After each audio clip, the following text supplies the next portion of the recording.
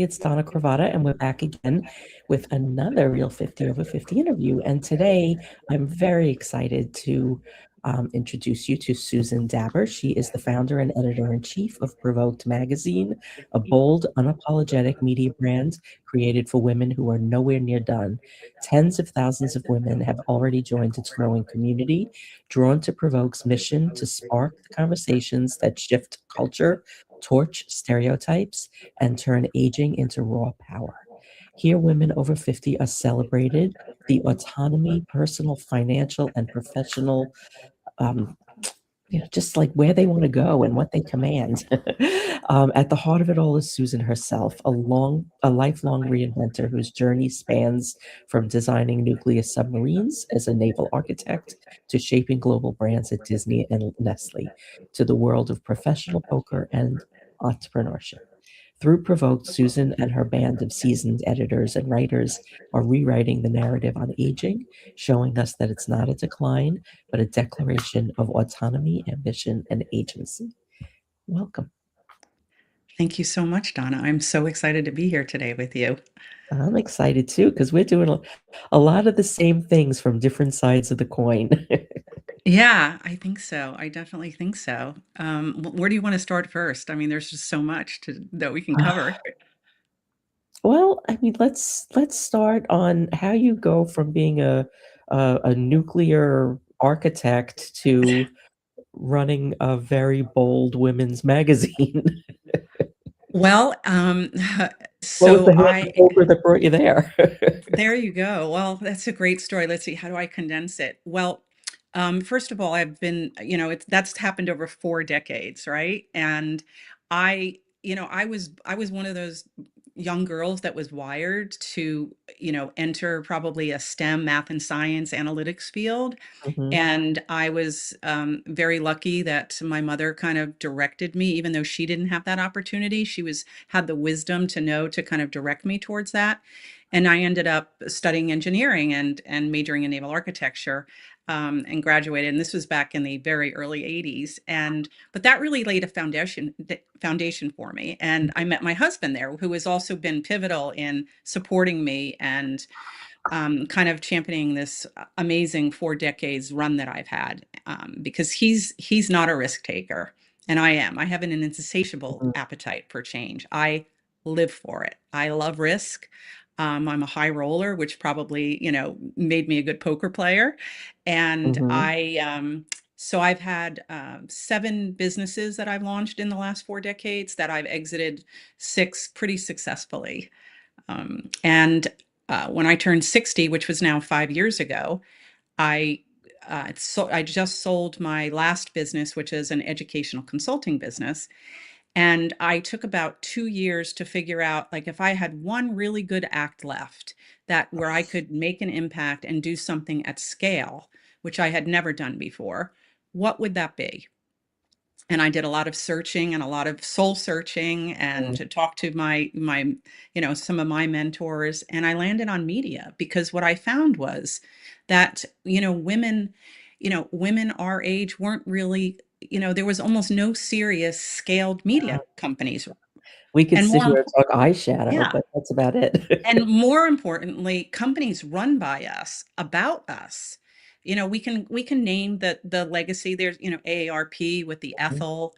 mhm. My friends aren't going to read the Ethel. They're not. They just think they're too cool for the Ethel, right? There's nothing sexy about it. I tried. And I mean, I've tried too. I mean, they're trying, but they have that huge brand image legacy thing to get over, right? Where it's like the AARP is, everybody thinks of that as like retired, and where you go to, wear a beige And cardigan and retire. wait, and just wait.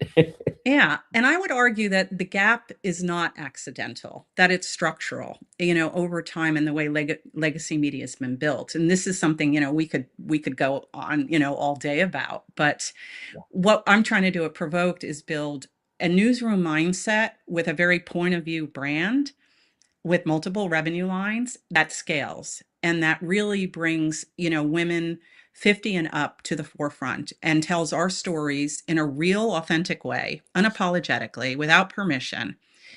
Uh, and, and yeah, so that's what I'm doing. And it's amazing. It's amazing. It's really so well done. I mean, from a branding perspective, it's beautiful. And from a content perspective, it's real writing. It's not fluff. It's really well done. Well, And thank you. Yeah, that was one of our tenants when I launched. So I launched Provoked just about a year ago. I mean, officially, I launched maybe like 8 months ago, and I wrote the first 30 articles. So it was technically a one woman newsroom, but it was never supposed to be a one woman newsroom. It was always my vision that I was going to bring on accomplished writers, writers that had bylines in magazines that and publications that I respected. So I wrote a brief and I put it out in a Facebook group, a binders group, and I said, imagine if Bustle, Slate, and The Atlantic had a threesome. That's the writer that I'm looking for. No joke. And I thought I would be lucky if I got 30, resumes or, inquiries about it. I got 500. wow. That's how eager and how many talented, writers are out there. Yeah. And I read every one of those bios. I clicked on every one of those, links and read a whole lot of articles, some really good writing, some, more blog-esque. Yeah. And that was a big distinction for me. There's nothing wrong with blogs and they're very useful. And Mhm. I've written blogs for years with various businesses, but I wanted this to be like a national publication level. Yes. And therefore I need to bring in different point of views and have writers that have that very editorial point of view, but Mhm. that are also willing to take me as a founder with a very clear vision on what Provoked is, to be able to take that editorial point of view and still honor their work, but Mhm. be able to kind of hammer that point of view.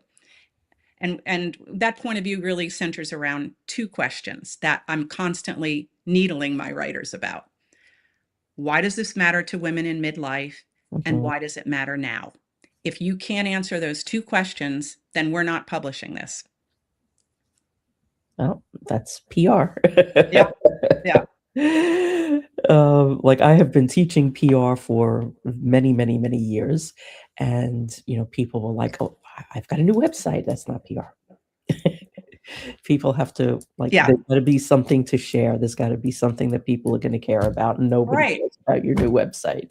Yeah. Um, and there's so much noise right now. There's always been a lot of noise, but AI has really like lifted the manhole cover and it's out there. There's like everything, just so much that we have to work our way through. And the only way to be heard through all of that is to create content that is felt before it's heard or seen. Yeah, I think, and you and I have talked about that because Yeah. as companies that we're building and brands, and Mm, you're the real 50 over 50, and AI is great in work streams, mhm, but when it comes to writing, real content, as AI likes to say, without the fluff. mhm, If I see that one more time in like in an AI prompt, mm, that that's where it really matters, and that's why I think we're seeing the push also on social media, which I have to be involved in as I'm trying to launch this media, is founder, grounded in kind of a founder's vision and a founder's voice. yeah, And that's why, not one of the only reason I'm here today, but I think it's really important for women who are, in your audience and in our circles with their own ecosystems, that they show up and that they, as a founder. And I think that is going to separate us out for sure. yeah, it definitely will. Um, and being willing to um, be honest and real and vulnerable and really understanding who your audience is, I think it's always been important, but it's more important now than ever because, your audience isn't who ChatGPT tells you it is. You've No, got to you're know right. this, bring that Yeah. information. You're going to use AI tools. You have to have that basic information of who you are, what you do, why you do it, and the impact that it makes. And you have to bring that to whatever AI tool that you're going to use and then challenge that tool to to be better. And it's not any different than working with people. Like if you're working with your Yep. writers and your editors, you have to bring that same information to them. And I think people miss that because I actually had an exchange this morning with with Perplexity about this. Is like, how do we get past people just wanting to hit the easy button, because it's become really easy to do that, Yeah. and there is no easy button. There still is no easy There button. is no easy button. We Yeah, have to show up. I think you make such a good point about knowing your audience. So we I consider Provoked a newsletter forward magazine. And what Mhm, does that mean? It's a little bit of a hybrid. It's we lean heavily on our newsletter because our newsletter is intimate. That's how I get into your inbox. If mhm, you subscribe with us, which is free, and there'll always be free content, similar to like Substack, you get a mhm, newsletter. And right now our newsletters go out on Thursday morning. And mhm, you're allowing us to be in your inbox to say good morning. I write an opening letter. So when we send out that newsletter, and when you sign up with us, there's a survey that pops up, and it's only 5 questions. It's very simple, but it gives us a lot of information right away. So just in a few short months, I have tens of thousands of, survey analytics, if you will. And I know the age group of our women, the demographics, what states they're coming from, what topics they're most interested from, kind of a drop down ranked in order, what topics that we're not covering that they're interested in us, adding on to our verticals, and anything else they want to tell us. And that has mhm, been a really valuable tool because we're going right to the source of the women that are, that we are resonating with and that are, that have signed up. And then we do constant feedback loops as well in other manners. And for us, I think that's really important. And while I share a lot of that data with our writers, sometimes our writers, I think in legacy media, outlets, it's not as intimate, where they're not feeling the pangs of the audience, right? It's much later when that catches up to them, when their editor comes into their mhm, newsroom and says, "We got to lay 10 people off because our content isn't good enough," or we're whatever the case is. Whereas because I'm very founder driven and we're lean and mean, I'm able to pivot on a dime. I can add a vertical. I can cut back on, what two of my, lifestyle writers, and just shift the focus just a little bit to give what I've been told this week that my audience is looking for. And mhm. that's really valuable. And I think to stay viable today and stay one step ahead, I think it's really important. It is, and it's not a one and done. No. It's something that you have to do continually, so you've gotta build systems around this, Yeah. so it's I mean, part of what you do. yeah, there's so much tech, and we've talked about that as well. It's when I first had this kind of audacious overconfidence, and launching this, thinking like, oh yeah, I'm just going to start a national magazine. I didn't realize, like, the writing I could get my head around, but the Mhm. tech that's involved, and actually there's a lot of tech around the newsletter business. Yeah. And I've learned a tremendous amount and probably made every single mistake. About 4 months ago, we had a complete tech meltdown, like meltdown, Google jail, like all Yeah. the worst of the worst, Oh, the Google worst of jail. the worst. That's And, bad. Gmail jail. Yeah, it Yeah. was the worst. We had a newsletter that just somehow bottomed out, and it just shut us down for it took about 6 weeks to crawl out of that Yeah. hole. A lot of people didn't know it, but it was pretty tough. It was pretty tough. And moments like that, I go kind of into existential dread. Mm. I wake up in the morning like ready to battle another day, and I go to bed at night like, Susan, you need to examine your life choices. Mm. What are you thinking here, and what are you doing? Because for me, this isn't a hobby. This isn't even a No, passion no, project. This no. is I am in this. I am Our teams are working really, really hard, Yeah. and we have a long-term plan here. And I'm bootstrapping it, and there's real money that's going into this. So um Everything takes longer than you think yeah, it will and yeah, costs more than you think it will. yeah, yeah. And with the newsletter thing, I've been, like, on the back end of some big teams over the years, and what a lot of people with big teams will often do is have, 2 different platforms that they're using for email. This way, if something happens with one, they can migrate things over Yeah. to the other. I do have 2 actually, and that is absolutely the right way to do it. It was actually the secondary platform that actually caused the problem to my main domain, but we did get it sorted out. We had it sorted out in a couple of days, but it just kind of takes your breath away. And but Yeah, we it is. learned an awful lot as well. Deliverability is, you know, not to get sidetracked, but deliverability, the ability to get into somebody's inbox today is, you know, that's the like the bane of my existence right now. It's like, you know, I have all these, you know, beautiful women that, you know, have opted in not once but Mhm, twice, sometimes 3 times, and they want to get our newsletter.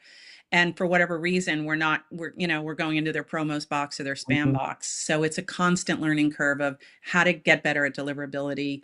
And there's a lot to that. It's a whole And science well, unto it itself. also it's never it's not static, it No, changes all you're the absolutely time. right. So It you does. have The to rules keep change. Yeah. yeah, you have to just keep Yeah. iterating as you go and Yeah. keeping, you know, keeping up on how things Yeah. change.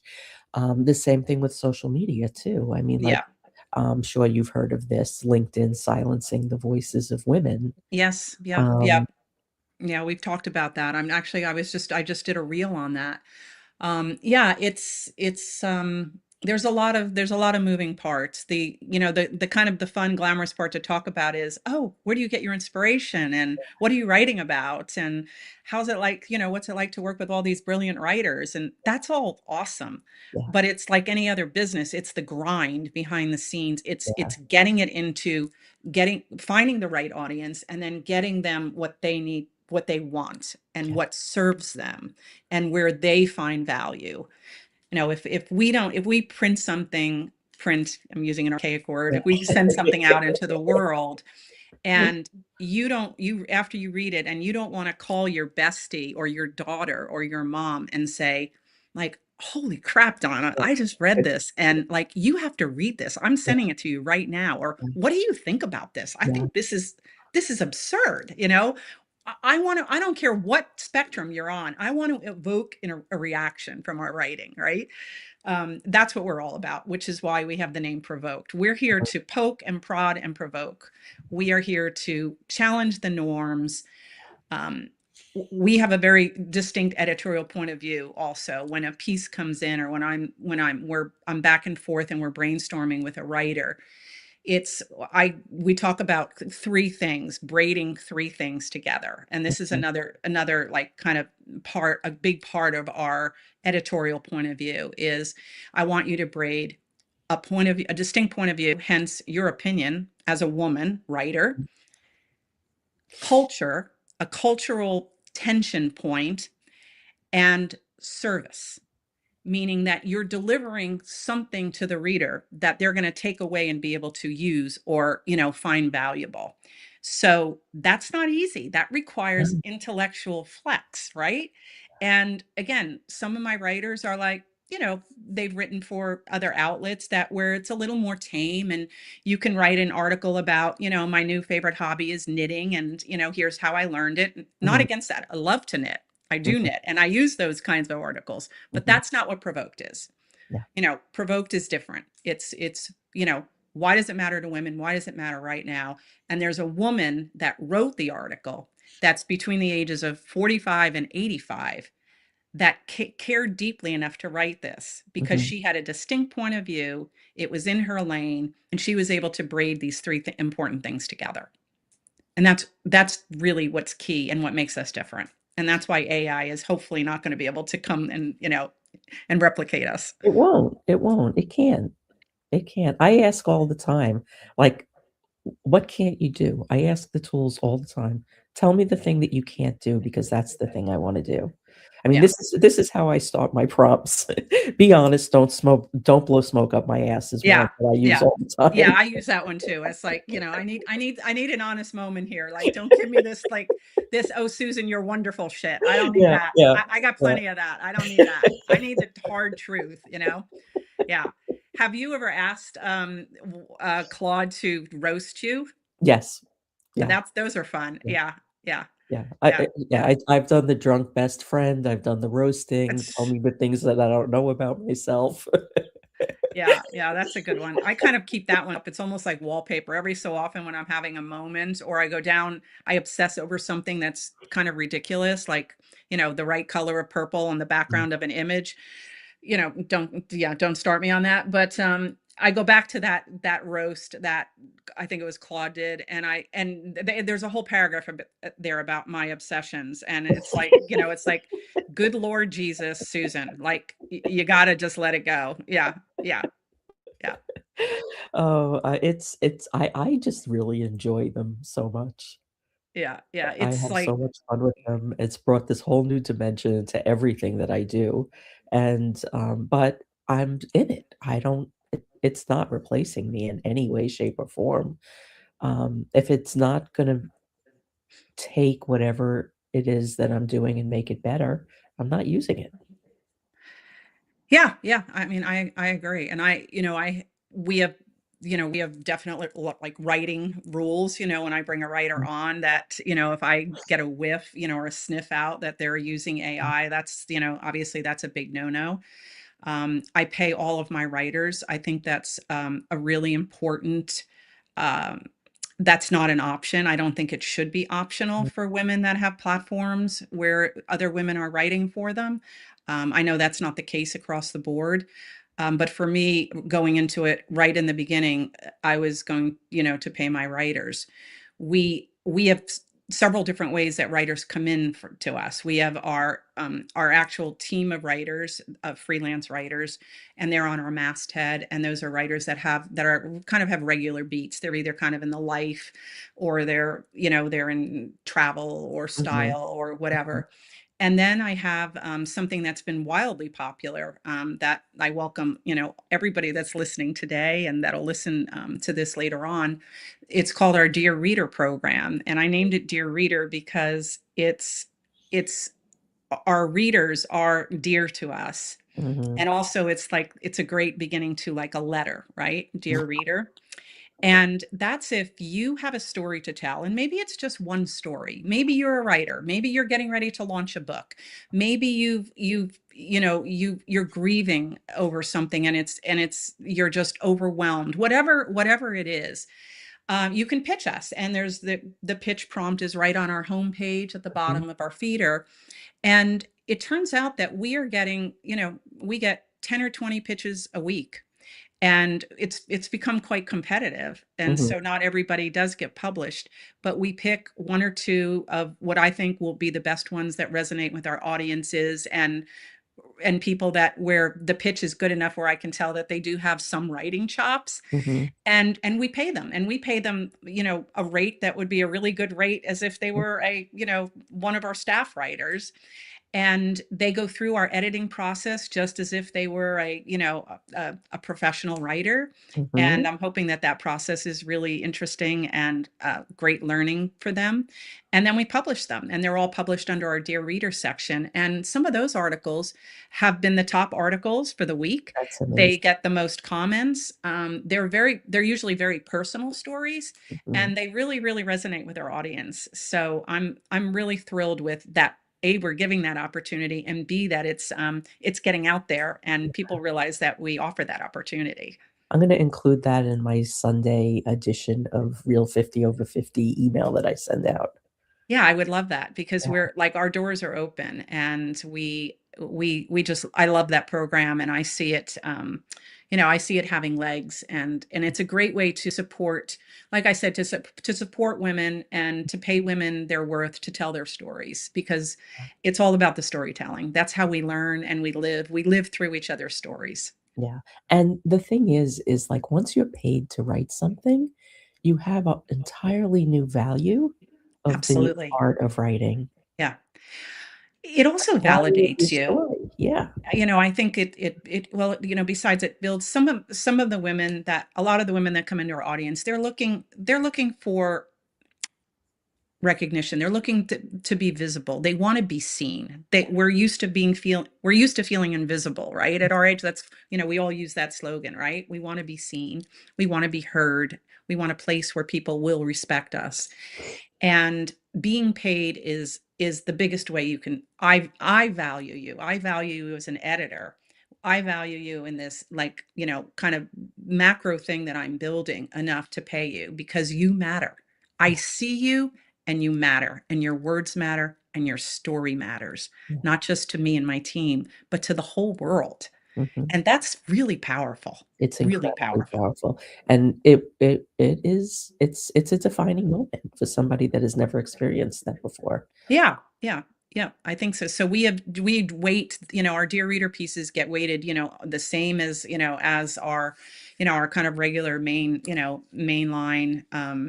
masthead writer Mhm. pieces. And they both bring different things to the table. And together it makes I think a really great, library of these stories and these, these topics that we're hitting. So So now of all the let's stick with the Dear Reader for a moment. Of all of the Dear Reader stories that have come in, published or unpublished, what was the one that provoked you the most? oh boy. Well, there's a couple of them. Mm, I don't know if I have like um we had um we had one about grief. Actually it was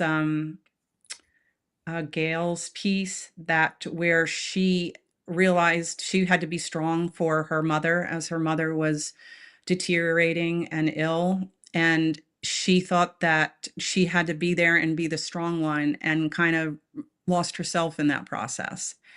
And at the end of my mother's life, I was that person, and it really hit home for me. And I think it has hit home for a lot of us that where we're in that place in our life where we're losing a parent or we're caregiving for somebody and we lose ourself and we think that we have to carry the world on our shoulders and that strength. And then when they're gone, how do you pick up and how do you move forward? And so her piece was very, very moving for me Yeah. and really I hit home and really resonated. It's also such a hard concept to really truly understand unless you've experienced it yourself. Yeah, yeah. We get a lot of spicy pieces. We get pieces about sex and love and how we show up as a partner, coming out, estrangement. I mean, these dear readers are not holding back. They are hitting hard, hard subjects. And some of them have never shared, again, what they're writing about. Yeah. So it's been a really, again, we've been going about 4 months with this now, and it's I think this is going to be really kind of an incredible, like, column for us. Yeah, I agree. I see it with these interviews that I do. I mean, there were so many instances where people have shared things that they just didn't expect to share, Yeah, and particularly when I was doing the panels. I did one panel where, like, out of nowhere, this woman that I barely knew, like, started off with her, like, sexual abuse when she was 7 years old, and we were all like, "Whoa, we yeah. just guessed hello." Wow, yeah. That's like jumping right in. Yeah, yeah, But it's amazing, and I think that these are the things that really, really will make a difference because so many people are out there, so many women are out there feeling yeah, alone and like they're the only ones going through this, and yeah, or how am I going to get out of this is a big one. Um, yeah, and just sharing stories of changing your life and changing your direction and reaching deeper into who you are to pull together all of those parts that we just kind of yeah, give away for one reason or another. It's an incredible, from being on this side of the microphone or this side of the editorial table, it's just such an honor to be able to see, to be able to experience as somebody moves through that process. yeah, yeah. It's very humbling as well. Yeah, Yeah, it's really changed me, yeah, yeah, and I'm doing it on a much smaller scale than you are, but the way that I feel is this: if one of these interviews reaches one person that needs to hear it, it was worth the time and the effort to make it happen. no, absolutely, absolutely. Yeah. And we see that in our comments section. We've got, I'm very happy. At first, I was nervous when we first launched, and I was just writing, and we had an audience of 10 people and they were friends and people that I forced to, subscribe. And then we grew to 70, and then it was 700. And then before I knew it, it was 7,000. Yeah. And now we're tens of thousands. But I love, you're building this incredible circle of women. You have such a deep bench, the women that you call forward and that you give a spotlight to. It's so important. And I know that Diana with the 333 Collective, where I think maybe we met or we crossed Mhm. over, and she does the similar kind of thing. And I'm just amazed at the talent and the breadth of the women and the networks that you guys are building. Um, but and this is something maybe we can, as we're ending here, we can talk about that. In a way, they're not closed loop systems, but the Yeah. stories, some of those stories, they stay sort of inside, and we walk out of those meetings and those get-togethers and we feel really good, Yeah. right? But, they can't motivate, or like they can't help us, scale and get our position and our stories like really out there. And I think that, a lot of the women, they're doing this important work. But my obsession with Provoked is, how do we make sure that the world knows, right? Not Mhm. just the 250 people that were at your retreat or the Mhm. 150 people that are on your Zoom call. How do we get the word out in a bigger way so that the advertisers see us, the people making policy see us, the Mhm. investors see us? That's what I'm trying to do, Yeah. is take, your community and all these communities and have them funnel into, and I'm providing this, like, scaled platform, if you will, hopefully, that will enable to get, so we can get, the light does shift and we can get the support and the money. We've got a big, we don't talk about politics unprovoked, but we talk about the patriarchy and feminism and women's rights all day long. Like, we've got, elections coming up, this year, and then 2 more years, important elections. And it's really important that women our age, as we move into the great wealth transfer, and which we're going to be writing a foundational, like a whole block of articles about, stay tuned. And talk about how women 50 and over were the largest voting demographic and influential demographic bloc in the history of the planet. And yet Yeah. I'm struggling, not struggling, but Yeah. it's like, advertisers, hello, here we are. Like, look at us. Look, I've got your premium audience that are, they don't want to be sold to, but they want to be respected. And then maybe Yes. they'll buy something from you, right? If you show respect and you believe in them. And that's what I'm Yeah. trying to build.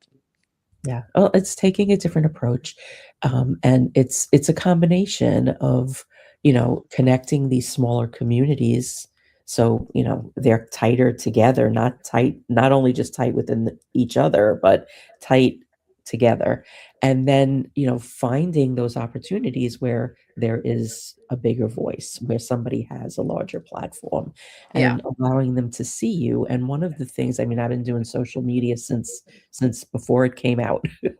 And, you can't predict viral. So just always showing up as you and then putting yourself in the Yeah. spaces where you wanna be, Yeah. let them find you.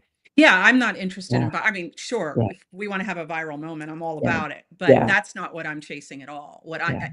it's slow No, and I don't think steady. I don't Yeah, think you're chasing viral, slow and but steady, but just constantly putting yourself in the showing up. places Yep. where you know that they are, Yeah. and let them Yeah. when you pitch, right away, the hand goes up and it's like, "Why should I care?" Right? Yep. When somebody finds you, it's like, "Oh my god, why didn't I know about this person?" Yeah. So, it's all about creating that opportunity for them to find you. Yeah.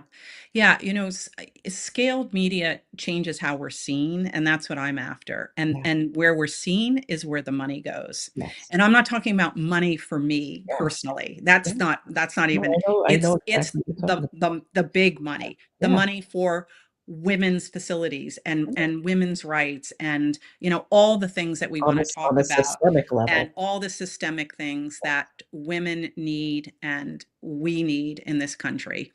and in the world. In the world. Yeah, Yeah. my audience is actually international. So yes, in the world. So, um, I'm gonna. This is my last big hurrah, and I am giving it everything I've got. And 40 years of entrepreneurial experience, and I am tagging myself to women like you and some of the other women that have come into my orbit as, as mentors and learning and, a passage of, here's what I know, here's what you know, all of it sharing and just building, because we all have important ecosystems and we all need each other for sure. Yeah. Yeah, definitely. We do. And we also need to um, be creative about how we like grow our own businesses and support each other. Um, and not following what everybody else has done necessarily, but finding new ways to do things and thinking outside the box, provoking maybe, perhaps. There you go. There you go. So on that note, I just want to say, get on over to provokedmagazine.com, learn all about what Susan is doing, sign up. She will treat you very well in your email inbox. And if you have a story to share, sign up to the Dear Reader platform and keep an eye out because she's doing some amazing things. We spoke a couple of months ago and this was way smaller than it is now. So it's very impressive with what you're doing. And thank you for coming today and sharing your story. And if you have any comments, questions, ideas, put them in the chat and we will, and tag us. We'll come back and keep the conversation going. And before we go, can you just share a wisdom bomb, something small and actionable people can take with them? All right. Well, I was thinking about this, and I'm going to be a little provocative here, and it's going to go Uh, along to what we already talked about. So, don't confuse intimacy with impact. They both really matter, but they do different jobs. And this is both in your personal life and for all of the women out there I know that you're working with, that and all these collectives that we're part of. If your story never leaves the room, and that's a metaphor, the power doesn't move. yeah, If you want to be seen, if you want to be heard, you need to move that power along outside of the room. So, absolutely. And here's the thing too, before we go. um, People have misconceptions about what visibility actually is. They think it's about being louder, they think it's about being heard, but it's being heard by the right people. It's being true to what you want to share about your life, your experience, what you've done, the impact that you could make. So dig a little deeper. It's not about being an Insta celebrity, it's about really making a difference. And that's what matters. And that's, I believe, aligns yeah. very much with Provoked.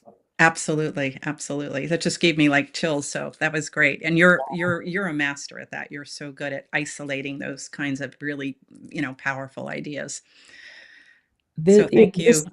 as AI gets bigger and bigger and the noise gets louder and louder, it's going to be our only option to be visible is to be Yeah, different. yeah. And we really need to lean into that. And it's more fun. Yeah, yeah, it is. Well, thank you so much. I Thank enjoyed being with you. you. We should do this on a more regular Oh, basis. I would love that. I would And absolutely love that. I love that, it looks like we had a great audience here Yeah. today. And I thank them for spending some time with us, that they thought this was worthy of their time. And yeah, Yes. come on over to Provoked, hit us up, send me a personal email, Susan@PROVOKEdmagazine.com. I answer all my emails, I answer every message that I get. Yeah. So Let's happy to talk to you, listen to you, be part of let's our yeah. community. Let's support this because we're going to have to ruffle a few feathers to get some things done around here. Oh, I'm all for it. Let's rumble. Yeah, I don't want to ruffle. Let's rumble. Yeah, okay, all right, all right, all right, I Yeah, take that edit. yeah, yeah. Okay, we're out of here. Have a great Wednesday, everybody, and we will be Amazing. back with more. Bye. Thank you, Thank you. Susan. Bye-bye.